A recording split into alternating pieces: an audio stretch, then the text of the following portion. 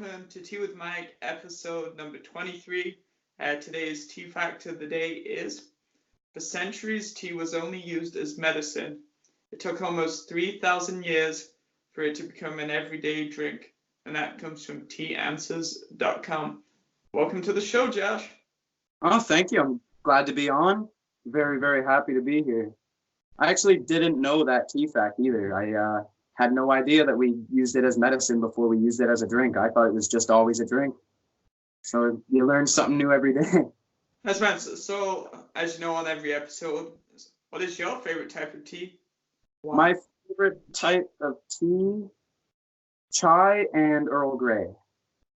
That would be my favorite. They're tied. And then my second would probably just be green tea.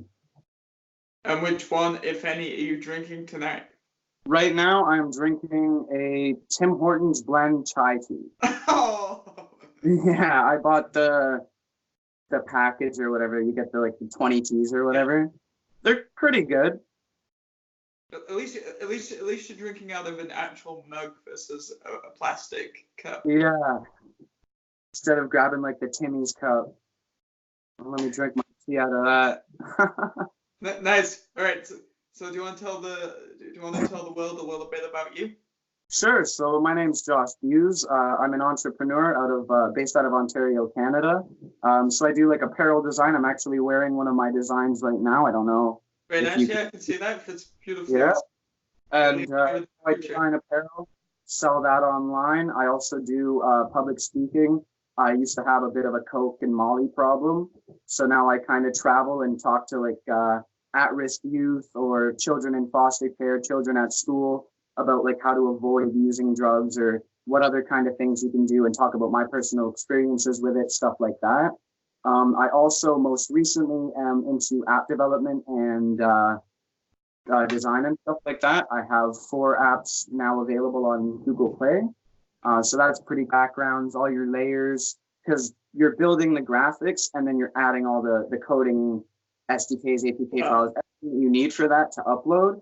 That all comes after. The biggest part of it, and I would say what it looks like when you boot it, is just that straight up blank, gray screen with all your boxes. It kind of looks like Excel or a spreadsheet document sort of thing, yeah. Except it's all buttons instead of little boxes. So it definitely takes a certain type of person. Not everybody could just log on and just do it, because I think by what you described to me, I think I'd get quite frustrated very fast with the. There are some days where I'll go on and I get 5 minutes of work done, then I'm like, you know what, I need a minute. I need to sit and just kind of rub my temples, because this is frustrating me. And then there are days where I go in and I'm just breezing through everything. There's no issues. I'm figuring everything out. Even the stuff that I'm not as well versed in, I'm getting it. It's kind of a coin toss when you get into it, just because you never know what kind of day you're going to have. Yeah, for sure. So when you're creating these games, do you ever go in with a bit of a plan, or do you just go with the flow? So 2 of the ones that I own currently weren't built by myself. 2 were purchased. They're acquisitions instead of creations. 2 that I, did build and, upload, whatever.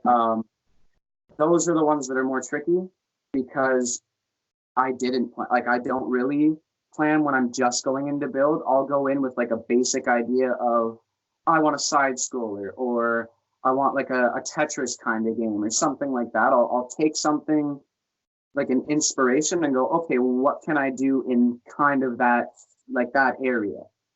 And then I'll just go in and add stuff until I find something that I kind of think will work. And then I save it, go back into it later after I've had some time to think about it and kind of plan. And then I'll go in and kind of start writing stuff down, recording everything. Okay, this is what it'll be. This is what this will look like. I hand draw a lot of stuff. Even when I do apparel design, I have a digital service that I use that will create me mock-ups for apparel or backgrounds, whatever. I do like to do it by hand first and then digitally upload it. Thanks, man. Mm-hmm. So, if I remember correctly, so in your bio you talk about happiness. So what is happiness to you? Happiness to me is looking at something that I've created and just realizing that that's there on this planet because I put it there. That's happiness to me. I don't know what it is to other people, but when I look at something that I've built or that I've drawn or that I've thought up, it fills me with the biggest sense of pride I've ever felt in my life. Nothing's made me happy. I mean, other than my wife. Good recovery. Good save, yeah. I'm just writing that one down for like when I go back later. Capture the moment. That's how Teawithmike started because I wrote it down. Right. I don't have it with me. That would have been a very good thing to have with me right now. But I carry this it's like a little fake leather book, and I carry it everywhere. And if I have an idea while I'm walking down the street, grab it out of the bag and I'll write my idea down. And then I have, it in the book for when I get home. I'll flip through it at night and go, okay, I can start working on this today. That's similar, like Teawithmike. I have this book. It's got some really crazy ideas that may happen tomorrow, may happen in 3 years, may never happen, but at least and then you try and work towards those crazy ideas to make them. Oh, I've got many crazy plans for the future that probably won't pan out, but would be amazing if they did. And I mean, I will be the biggest supporter of people dreaming too big. If you're, someone that makes $50,000 a year, but you're dreaming of going to Mars and building spaceships, like let's say Elon Musk, chase that dream. Put whatever you can away financially, or introduce yourself to the right people, or prove that you have that knowledge and that value to provide them in that industry, and you can get anything you want. Anywhere you want to be in life, anywhere you want to go, you can get it. You just got to put in the time. What's the hat that you're wearing? It's Fallout. It's nice. One of my favorite video games, and my hair is a mess. Haven't gotten the side cut yet, so I was like, you know what? Just gonna put a hat on for this one. Nice. I have several friends that do exactly the same. Oh, messy headache. Gotta put a hat on. Yeah. Sometimes you don't know what, if they got short hair and they're always wearing hats, you're like, what does that hair look like underneath? Yeah. My hair probably falls down to about just above my shoulders. So it's kind of all tucked up in the hat right now. And then if it's me, I'm like, oh, I'm having a bad headache. Cool, let's get on with the day. No hats. But every person is different. For real. So ultimately, as you're developing your app line, as we're calling it, how many apps do you want to end up with? I want to eventually offer, a wide range of apps, hundreds if I can, thousands even better. The more the merrier. I just want to make sure that they're the best quality that they can be. So that's why I've got the 4 now, and I'll focus over the next month or so on, making them look better, play better, make them optimize better, just upgrade them as much as I can.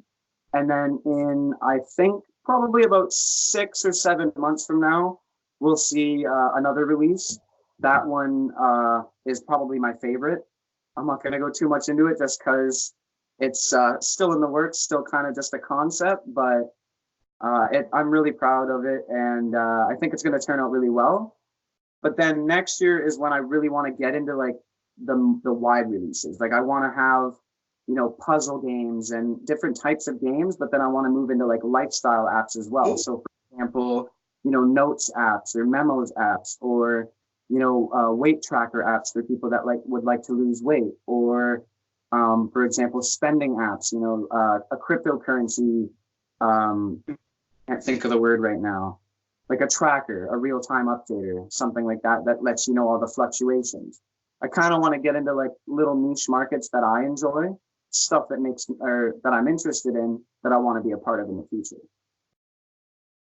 So it's kind of going, really, it seems like, to summarize your answers, you're kind of going with the flow and just seeing what happens.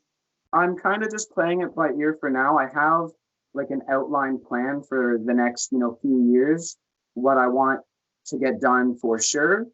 What I don't want to do, and then everything else, I just kind of play it by ear. So when, I first stumbled upon app development, I'd say probably about 3 months ago, I didn't really have any interest in uploading any apps. I wasn't interested in building a game. And then next thing you know, I bought one just to see if, it would be a thing. And I got into it. And now I'm, doing it. That's my second company. I have to get it registered, of course. But once it's registered, that'll be my second company. And we'll see how it goes. That was the second good recovery of the episode. Got that disclaimer out there. That's good.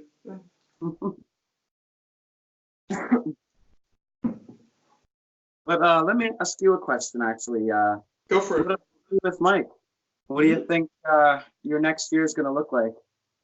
I was actually just doing some brainstorming about this today with someone else that's kind of in the background of the project, we'll call it, at this point in time.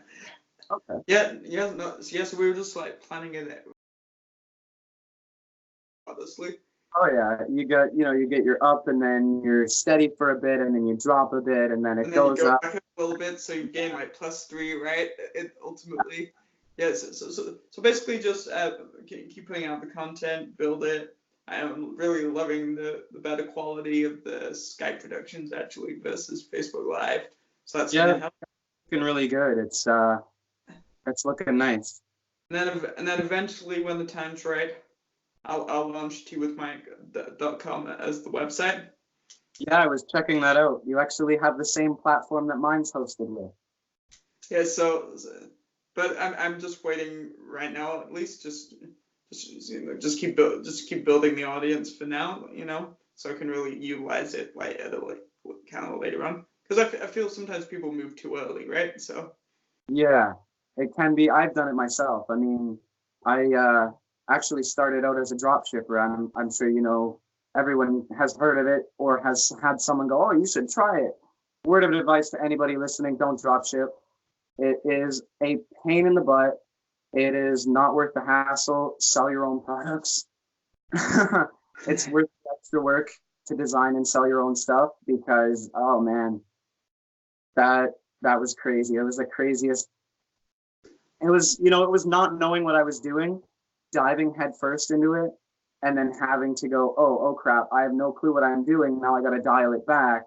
Luckily, I'm resourceful and intuitive, so I managed to go, okay, well, that's not working, but I can start designing my own stuff.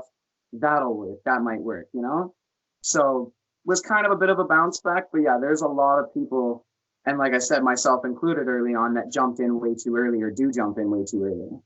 So one of the goals coming up, consistent content. 2 is to hit 1,000 on the Facebook page, the big 1K. Oh yeah, you'll get it. You'll get there. Yeah, it's just about being patient. Then just keep doing more episodes, and it's logical, isn't it? The more you put out there, the more people are going to see it over time, right? So. Well, and it brings me back to those. I don't know if you remember like that whole PewDiePie thing where there was that big rant about people uploading like one video and then quitting YouTube because they didn't get famous overnight. It's like kind of a thing like that. A lot of people expect to get rich overnight or, in a week or a month or a year, when in reality, it can take a decade. I mean, look at KFC. Colonel Sanders didn't start KFC until he was in his 60s. There you go. You have time. You just got to be patient, like you just said. All it takes is patience, dedication, and hard work. And you have to remember that too, because there are times like, why am I doing this? Oh, I have times like that. I mean, even yesterday I had a bit of a weird moment where I was like, man, what am I doing? I was like, it wasn't like a bad thing. It was just kind of a self-awareness thing. Like, what am I doing? Is this the best fit? Is there anything else I would be better off doing with my life or blah, blah, blah. And in the end, I still stuck with this because this is my passion. It's the hardest thing I've ever done in my life. It's the most difficult thing to do, I think, to put yourself out there like that, especially with what you're doing. Me, I'm kind of a behind the scenes guy where I'm not on video talking every week or whenever. you're on camera with a different person every episode. Yeah, So it takes some getting used to, for sure. Put yourself out there like that, and I mean that's respectable as all hell. Thanks, dude. No, yeah, no, it's definitely becoming like more casual, more like a conversation the way I want it to go over time. Which, because I was watching some of the episodes and I'm like, okay, gotta make it a little bit more like chill, conversational versus. And your name, please, and your age, and what do you want to do in 5 years? So. Yeah. This way, it's more of like a kind of interactive conversation. It's where we're kind of, you're in Red Deer, right? Yeah, that's great, man. Red Deer, yeah. Alberta. I'm in Niagara Falls, yet we're pretty much in the same room talking to each other right now. I butchered that word.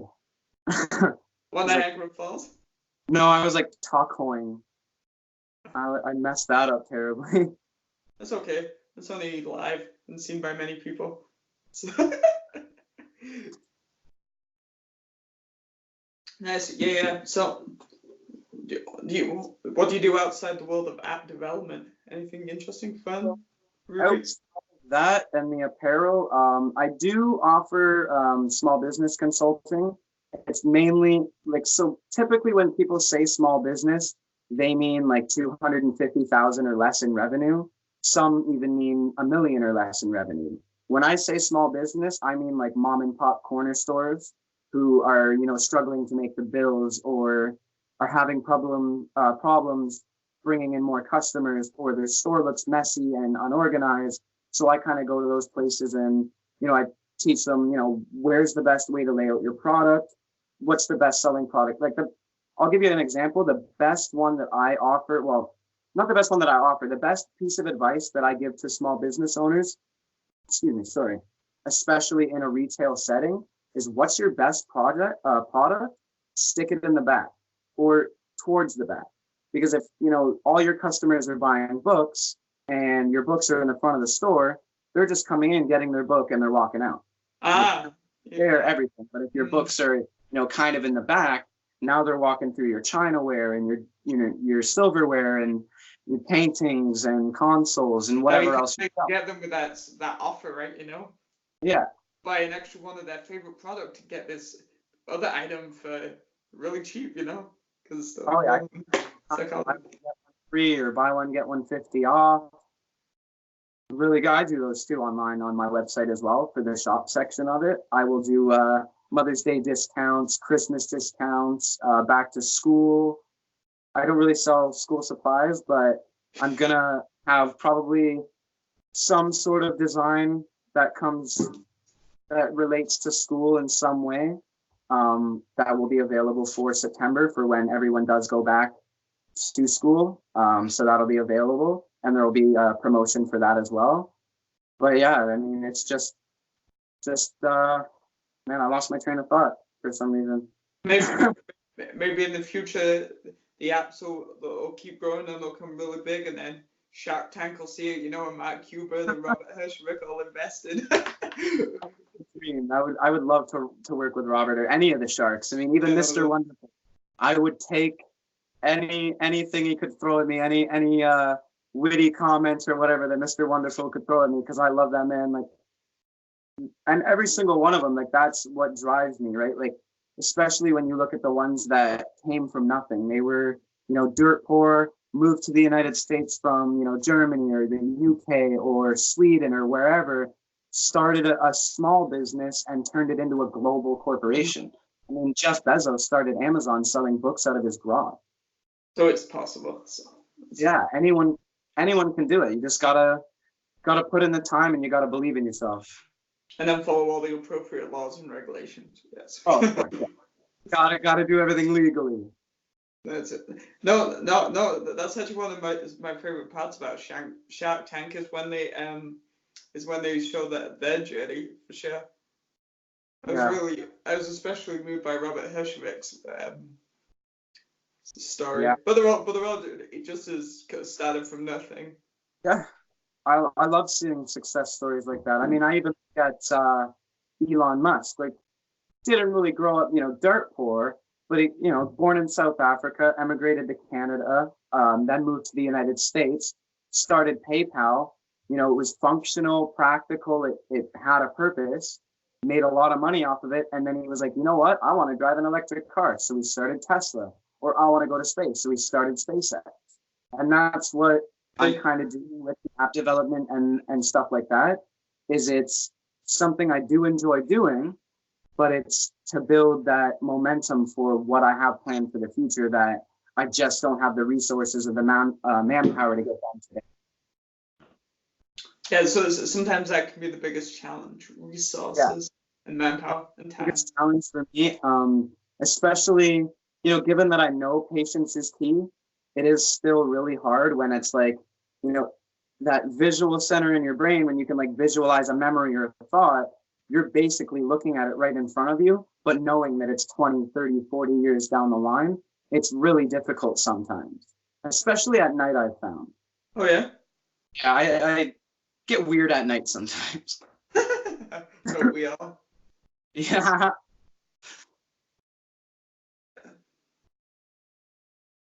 Yeah, so Teawithmike's obviously it's the big goal, but like, while I continue to nurture Teawithmike in the background, kind of looking to kickstart my career in marketing, media, and communication. So just been applying for lots of jobs and stuff. So again, got to be patient because the economy isn't fully booming yet. It's kind of a little weird right now. It's an odd one. Things are okay, but they're not.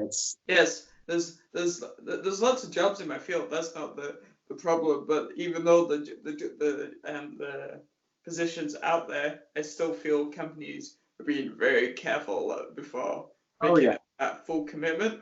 Yeah, I think a part of that though is because of social media and this new wave of like influencer marketing and everyone becoming an entrepreneur, is now they've got to sort through thousands of applications that might not come from the most reputable people. Someone that might say, oh, I'm experienced with managing this or doing that, when in reality they're just amateurs at it and trying to make it look a little better. So it slowed down the whole process, which is obviously frustrating when you're looking to like kickstart your career, right? So. And the waiting around for that is probably terrible. I mean, you're glancing at the phone going, man, I hope they call. Yeah, so I hate phone calls. So I'm talking to phone calls. I've now decided that I'll wait the 2 weeks, right, which is a typical like time to wait, and then I'll literally go like, hey, how's it going? Like, yeah. Speak to human. Give them a call. Yeah, man, speak to HR, and then hey, it's so and so. I've dropped off a resume. Yeah, I find on this date for this position. Just wondering if you had any updates. Yeah, I mean, it can't hurt to ask. You just got to make sure it's not not too early, not too late. You don't want to seem too aggressive, and you don't want to seem too desperate, but you don't want to seem like you don't want the job. So timing is everything when it comes to that type of stuff. I don't actually think like being too desperate is necessarily a bad thing, because it shows that you really, really want it. Yeah. I think that extra mile to phone them up too, right? So versus, oh, here's my resume. Oops, send. Yeah. I mean, I agree that certain desperation can be beneficial. When I'm talking about like the guy that, hands in the resume and then, after a day he's called them, hey man, I sent a resume in and you guys haven't called me back. What's going on? Yeah. I'm like, when I'd say like the good type of desperation that you're talking about, where the guy's maybe desperate for a job, needs to get out there and, get into a specific field or an industry, whichever, 3 days, 4 days, maybe 5 days, I would say would probably be the best, to not seem too desperate, but also show, hey, I want to be with your company, or I want to be with your firm or your agency or your business, whichever it falls under. You think 2 weeks is too long? I think it depends. It depends on the type of job. If it's an office job, 2 weeks is perfect. If it's... Well, it is an office job. It's working in... It's perfect. I would say 2 weeks, because they're depending on what they're doing, they've got a lot of stuff they've got to get through the day. So they might not have time to, look at every step. Hundreds of resumes. Yeah. I mean, I know the place that I currently work for mornings, just to bring an extra income while I focus on building my businesses, they they'll go sometimes 3-4 weeks without calling someone back because they just get that busy. Or we have people transfer in from other hotels that are affiliated with us, and they get the priority. So sometimes they feel, oh, it's best maybe not to call till we have something for them. Personally, I think it's always best to call, express the interest, like, hey, we don't have a job for you yet, but we did want to call to let you know that we read your resume and we liked what we saw. We'll have something for you hopefully in the future. Yeah. It's just it's the whole world's just at a very interesting stage, isn't it? Oh yeah, I think this might be one of the most interesting times we've ever been in, like in human history. It might be the most interesting time. Certainly the most dangerous. Climate change and fascism on the rise and all that stuff that I really don't want to think about. Yes. It's been an interesting few years, I'll say that for sure, especially on the global scale. But I mean, things are also good too in that sense. I mean, there are the bads, the climate change and the fascism and all those examples. But then there's the good that it's just kind of a risque thing to say, but there's also the good that came out of that. Like the good that came out of climate change was so many companies and people started banding together, and now we're seeing waves of like 600 people going out and picking up ocean trash. Or, for example, in my hometown of Welland, the Welland Harm Reduction Society, who goes around and picks up used needles for heroin and other drugs. So they'll go and clean up sharp paraphernalia around the city. So I think, the bad things that have happened recently in the world, and I say recently in like the past 20, 30 years, it's brought a lot of good by bringing people together. I think nothing brings people together, especially humans, more than calamity. Yeah, there's been, just thinking back to Shark Tank, there's been several companies like that. Yeah, there are a ton. There's so many to count, too many to count. That looks like you finished all of your tea. That was my last little drop of tea, unfortunately. I ran out. Oh no, technically not. Now I ran out of tea. It's nice though that we, it's not gone in 5 minutes. We get to sit and 15, 20, 30-minute conversation, and the tea lasted the whole time. That's right. It's a great concept, man. I actually, I'm surprised no one thought of it sooner. I think you've done a really good thing with that. That's really marketable. I'm going to say that for sure. Yeah, lots of things coming down the pipeline. Just got to build. Oh yeah, I'm excited to see what you come up with in the future, because I mean, this kind of blew me away. Like I'm not really like a big podcast guy. Like I listen to a few. I listen to for example, Unfinished Business or Business Unusual, sorry, by Barbara Cochran. Don't know why I said Unfinished Business. I listen to a couple other ones, some random small ones. Like there's one, it's called like the New Jersey Entrepreneurial Podcast. I just happened to stumble upon that on Anchor. But for the most part, I never really was into the podcasting. So when I discovered you on, I think it was Twitter, I originally seen you. Yeah, it was. I was like, it was the place to meet lots of people. Oh yeah, and seeing the Teawithmike community grow from like my side of the fence has been really cool. I can't even imagine what it feels like for you. For me, I'm seeing like every couple of days, it's like, 612 people in the Teawithmike community, and then 4 days later, 700 people, and then next thing you know, you're going to be at like 10K. Yeah, it is crazy, and that's like any project. Like when you're deep in the thick of it, you don't always step back and like look at the big picture. Like, because there are moments, of course, when I'm like, I get frustrated and stuff, and then I'm like, but hang on a minute, like 6 months ago, there was nothing, right? Oh, well, I'm a big fan of saying. Go ahead. No, it's just a concept. Like there was nothing, and then a little bit, and then there's gonna be a little bit more, and then. Oh yeah. Well, I'm a big fan of saying, like, I envy everyone else because I'm not looking at what I'm proud of the things that I do and every accomplishment that I make. But the minute it's made, I'm already, what's next? What's the next step? Where's the next brick going? But the people that aren't involved, in the building of it and in the works, the ones that are just spectating and, my fans or my followers, my customers and my clients, they're the ones that get to see it from the outside going, oh, wow, like looking at the smallest thing in the world, because at one point it was nothing. It was an idea. It was the smallest business in the world. And now it's not anymore. It's an actual thing. And eventually I hope to become, open it into like a corporation that operates globally. I mean, I do operate globally already. We do ship internationally and everything like that. But I want to be able to have different branches in different countries. And I have an idea for a company that'll hopefully come in 2040 or something like that, 2045 maybe. But it's a really big type thing. Super just a concept. It's just on paper, just a single sentence that I wrote down, but it's that type of stuff that drives me. Nice. If we're talking 2045, I want to have it might be called something slightly different, just depending. But it's basically it's going to be called the Teawithmike tea house. It's basically going to be an interactive place where you can tea, probably coffee, because that's half the population and stuff. And when you walk through the door, you're expecting to meet new people and create new connections.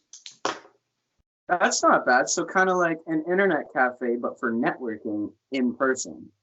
Yeah, but it's super calm, chilled. It's going to be bright, colorful, cozy, lots of different. You could be sitting at the table. You could be sitting on some bean bags. You could be sitting on a spiral staircase. You know what I mean? It could be anything. I think I would go to a place like that. Bring my computer, get some work done, have some tea sitting on the beanbag. I'm out of the house, so I'm not, stuffed up in the office all day. I think that would be an actually amazing thing for you to come out with. Because at least where I live right now, so sure they have coffee shops and stuff, but it's people are meeting up at a coffee shop versus just a more fluid hub where you could meet anyone, right? Yeah. It's supposed to be more free flowing. Yeah. But the only expectation is what you're getting into when you walk through the door, right? Yeah. It's you're coming here because you want to be here. Yeah, so I guess it's a little bit niche, but I think it could work quite long term.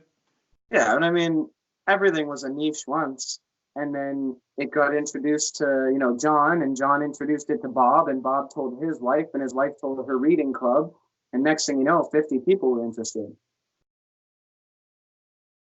And that's the biggest way to grow anything is word of mouth. You get one person to like your service, your product, your community, your organization, whatever it is that you're building. And then they tell a friend. If that friend likes it, they're going to tell a friend, and then they're going to tell a friend. And next thing you know, it's a snowball. It just keeps building. As long as you maintain the hard work. Of course. Everything requires hard work. Yes. There are some days where I have to call myself out. Kind of in my head and go, hey man, you're slacking a little bit more than you should be today. We need to get this specific thing done by 5, or we need to get, this done by next week. And there's a lot still left to be done. And I'm always having those internal conversations, especially when I do enjoy sitting down for a few hours and just kind of doing nothing, or, I'll work with my PC to my right and I'll, jump on a match of Titanfall or Halo or something. Well, I'm waiting for a web page to load, and then once the match is over, web page is loaded. Cool. I mean, it was loaded 30 seconds into the game, but I'm in the game now, so. Nice, man. I like to combine that entertainment with the work. I think what my next biggest thing, equipment-wise, is going to be a big dual screen computer, so I can have gaming on one side and my work on the other, or. Even just for, when I write, because I wrote my first article the other day on Medium. Yeah, it's okay. I mean, it's not the greatest thing, but it's my first ever, so I'm pretty proud of it. It's just basically a quick outline on why I think it might be the first steps of Netflix's downfall, just looking at Disney leaving Netflix in a few years, and The Office is leaving, and Friends is leaving, and all these big, huge shows that everyone was watching. Some of their most subscribed shows are just disappearing. So I wrote an article on that, just a quick one. Nice. But going back to before what we were talking about, oh man, I just totally blanked again. I don't know why that keeps happening. What were we? Can you refresh my memory real quick? I'm sorry. You were talking about how you wrote an article on your first one on Medium about the downfall of Netflix. Yeah. So yeah, going back on and so forth in The Office and Friends. So I wrote an article on that, and will eventually use what I do now as kind of a tool for that in the future. So, all the, for example, copywriting on the websites and all the SEO stuff and making everything, as sound as nice as possible, is probably the best way to help me in that. And I did write the article as well to help me with my vocabulary and, story writing and storytelling, because that is something I do want to improve on for the future when I get into, higher quality games that have, actual stories instead of just a quick little, it's basically a mini game, or you tap this and move that or whatever. Little puzzle games that I have that are really fun and addicting, but aren't the end goal. Nice. So I don't know. Let's got any closing thoughts? Anything you wanna? We could go Gary V style and be like, "Do you have any questions that you'd like to ask the Tea with Mike audience?" No, it's your That would actually be a cool thing to do. Questions for the Tea with Mike audience. I don't know. Honestly, I would say for anyone out there listening, when this does become uploaded, drop a comment and let us know, what do you do? Yeah. What's your name? Network with us. Maybe you'll end up on the Tea with Mike in the next episode or in an episode in the future. Maybe you can get some advice from Mike or myself or one of the many other amazing entrepreneurs that he's had on, and amazing coaches and just the wonderful people that he's had on. I haven't seen every episode. I saw Isaac's, of course, because I do talk to him a lot. I thought that episode was amazing. Anybody that's watching, please check out Isaac Mashman as well. Share this podcast, of course, too. It's a wonderful podcast. This one's probably my favorite, just because it gets down to what I'm interested in for when I'm listening to other people talk about stuff. It's not just like an interview. It's you guys are talking and like responding to each other. It's not just, a news guy sitting there and asking his guest a question, and then the guest kind of gives a half-hearted answer, and it just kind of, that's the cycle. Yeah, definitely something I got better at from the early episodes, digging a little deeper. I'm not even talking about that. Even in the first couple episodes, because I did watch those ones, I went back and I was like, I want to see what this was when it was like first brand new. Honestly, I was impressed with that too. I mean, for you to come out of the woodwork and just drop something like that and just go, you know what, this is me, I'm here, this is what I'm doing. I thought that was super impressive, especially the way you just jumped right into it.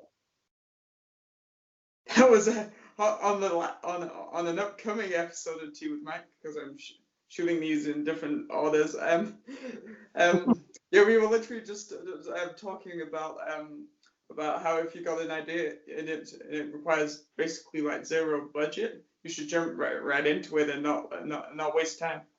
I usually make decisions like that. If I can't make a decision in 5 minutes or less, it's probably not going to happen. Like if I'm not ready to jump in the minute I see it, if it's something really risky, like a big investment or something like that, then I'll take a little more time with it. But like you said, if it's something that's zero or low cost, because I don't mind pumping a little bit of money into something for a return later in life. But if it's like low or zero cost and it's not really gonna hurt if it doesn't work out or pan out, jump right in. Jump in. Upload that YouTube video of you playing a video game and screaming like a girl. Upload the first cover of a Michael Jackson song. Dance on the subway. It's just that taking that first step is always the hardest part for people. So guys, well, that's a really good, nice little segue to the end of the episode. So take your first step, comment, subscribe, go check out some of Josh's apps. They can get that in the App Store, correct, Josh? Yes. So if you go on Google Play and you just type in "Designed by Yasyszczuk Josh," they should come in. That's YASYSZCJOSH. I'll also, once this is uploaded, I'll provide you a link if you want. Sure, I'll put it in the description. Comments above, and then everyone can check those out as well. And then we'll leave links most likely to where else you can listen to Tea with Mike, Spotify, Anchor, Stitcher, right? Stitcher, correct? Yeah, Stitcher. So Stitcher, and soon to be YouTube, hopefully. I'm looking forward to that as well. Oh, it's on YouTube. I just haven't. Oh, it's up now. Okay. I just haven't promoted it. I just haven't promoted it yet. There you go. Okay. I'll have to go take a look-see. All right. Thanks, Josh. Thanks for being on the show. No problem. Thank you for having me. I had a wonderful time.